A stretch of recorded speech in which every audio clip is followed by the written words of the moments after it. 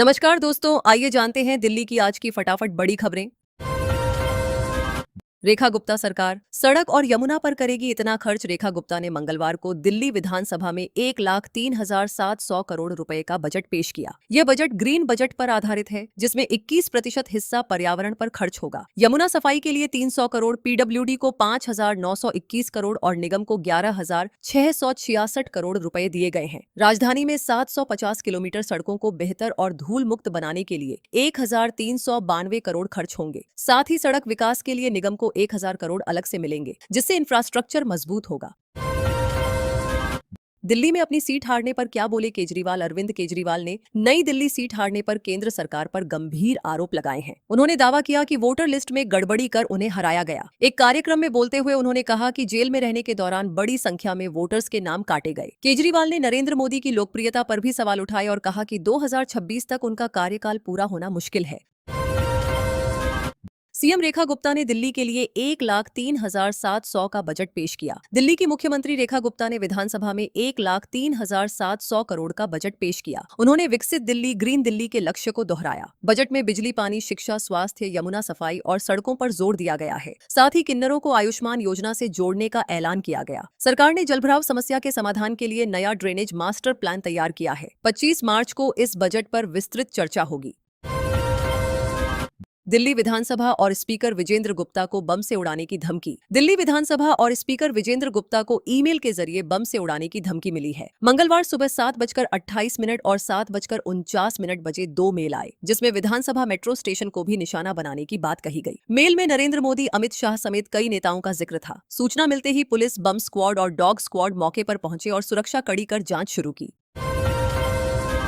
बोडाकी के पास logistic park बनाने की मंजूरी। योगी आदित्यनाथ की अध्यक्षता में कैबिनेट ने बोडाकी के पास मल्टी मॉडल लॉजिस्टिक पार्क को मंजूरी दी। यह परियोजना ग्रेटर नोएडा के सेक्टर कप्पा 2 में 174.12 एकड़ में विकसित होगी। इसमें 1,200 करोड़ रुपए से अधिक निवेश आने की संभावना है। भूखंड का आवंटन ई नीलामी से होगा और 3 बड़ी कंपनियों ने रुचि दिखाई है। परियोजना से सड़क नेटवर्क मजबूत होगा और युवाओं को रोजगार के नए अवसर मिलेंगे।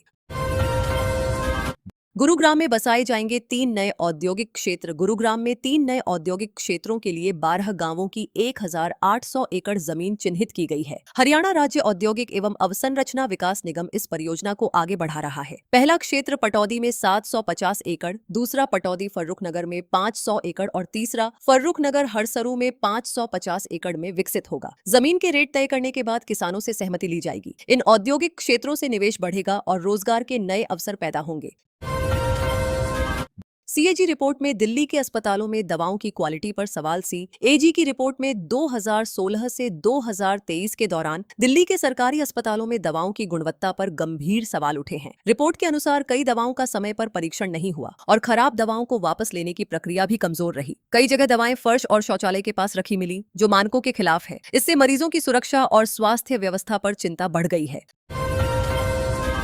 साथ बैठकर खाया खाना, फिर पत्नी और प्रेमी को मार दी गोली। गाजियाबाद के ट्रोनिका सिटी इलाके में पति ने पत्नी और उसके प्रेमी की गोली मारकर हत्या कर दी। आरोपी राशिद ने दोनों के बीच संबंधों को लेकर विवाद के बाद वारदात को अंजाम दिया। सोमवार रात तीनों ने साथ खाना खाया, जिसके बाद बहस बढ़ गई और आरोपी ने दोनों को गोली मार दी। घटना के बाद आरोपी फरार हो गया। पुलिस ने शवों को पोस्टमार्टम के लिए भेजकर आरोपी की तलाश शुरू कर दी है और मामले की जांच जारी है। सीएम रेखा का छात्रों के लिए बड़ा ऐलान। दिल्ली की सीएम रेखा गुप्ता ने अपने दूसरे पेपरलेस बजट में छात्रों, व्यापारियों और महिलाओं के लिए बड़े कदमों के संकेत दिए। महिलाओं को आत्मनिर्भर बनाने के लिए 1,000 योंटो परमिट और 100 ट्रांसजेंडर को भी परमिट दिए जाएंगे। शहर में सुरक्षा मजबूत करने के लिए 225 करोड़ रुपए से 50,000 नए सीसीटीवी कैमरे लगाए जाएंगे और पुराने कैमरों की मरम्मत होगी। हुनरमंद महिलाओं के लिए रानी हाट खोला जाएगा। आंगनबाड़ी सेवाओं को भी मजबूत करने पर जोर रहेगा।